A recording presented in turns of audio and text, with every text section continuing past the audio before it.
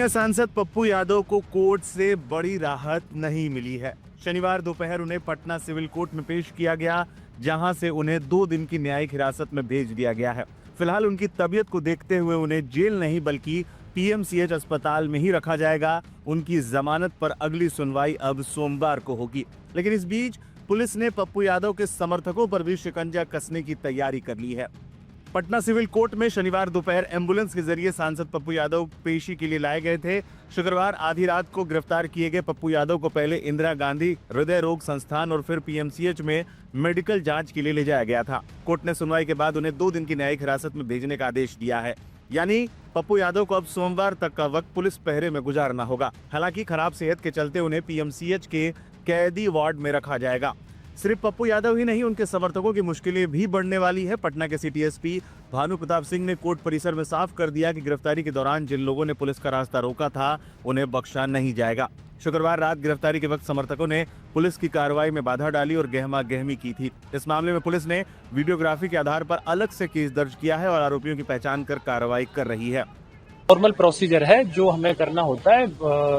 With in 24 hours we have to produce to honourable court. तो हम उनको ले जा रहे हैं वहाँ पे और आगे की जो इसमें कार्रवाई हो सकती है वो लोग हम कर रहे हैं। मेडिकल एग्जामिनेशन उनका हो गया है और अब माननीय न्यायालय में प्रोड्यूस किया जाएगा। कल उन्होंने जिस तरीके की बात लाने के दौरान उनके समर्थक भी कह रहे हैं उनके साथ भी गिराया गया है। ना उनके साथ नहीं है, बल्कि सच ये है कि आप लोगों ने उसमें देखा होगा कि पुलिस को कार्य करने से रोका गया था। उसमें समर्थक ज्यादा क्योंकि इमोशंस आना स्वाभाविक है, उनके इमोशंस पीक पे आ गए थे तो उनको रास्ता नहीं दिया गया था, बल्कि पुलिस के साथ ही उसमें वादा डाली गई। अच्छा, कितने लोगों को याद हुआ जो उसमें वीडियो फुटेज में जो लोग दिख रहे हैं उसमें उनके खिलाफ हम लोग उसमें कार्रवाई कर रहे हैं। जो पुराना मामला है उसी में जाएगा। हाँ, उसी में शिफ्ट किया गया है और जुडिशियली कस्टडी जो कहेंगे आप इनको हॉस्पिटल में भेजा गया। जुडिशियल कस्टडी का मतलब कि जज के आदेश से जहां कहीं भी रखा जाएगा वो जुडिशियल कस्टडी कहलाएगा।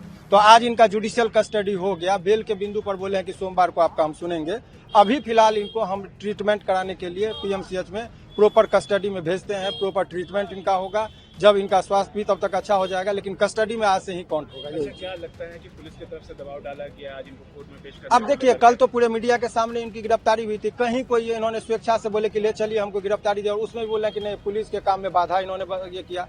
सारे जग जाहिर है, सारे मीडिया के सामने ये पुलिस को सहयोग किए, इनके समर्थकों ने सहयोग किया। जहां जहां ये लोग लेके जाना चाहे तो पुलिस का तो कहीं इन्होंने विरोध ही नहीं किया, फिर भी एक नया एफआईआर हो गया। तो पुलिस के मंसूबे पर आप इसी से आप समझ सकते हैं कि पुलिस का क्या मंसूबा है।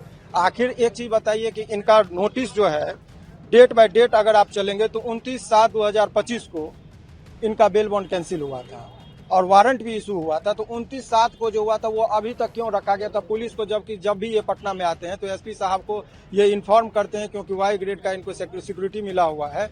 तो उनके ही अनुशंसा पे फिर इनको सिक्योरिटी गार्ड आता है जब भी यहाँ आते हैं।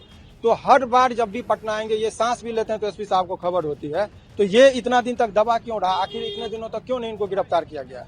ये लोग मौका का तलाश में थे कि जब कभी कोई आंदोलन होगा, जब कभी इनसे उनके पॉलिटिकल चीजों को खतरा होगा, तब इनको उठा के डाला जाए। उसी परिस्थिति का आज लाभ लिया और इनको कस्टडी में जी निश्चित तौर पर।